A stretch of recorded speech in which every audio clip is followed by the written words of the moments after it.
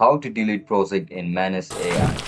Are you guys facing issue to delete project in Manus AI? If that's so, then this video might help you out. Without further ado, let's dive into the video. To delete text in Manus AI, first of all, open Manus AI application on your mobile device.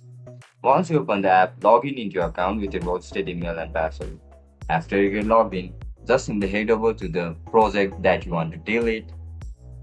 After you head over to that project, look at the top right corner of your screen where you can see this option for three dot icon or menu icon. Just simply tap on it. After you click on it, you'll be able to see options favorite, rename, view all files, and delete.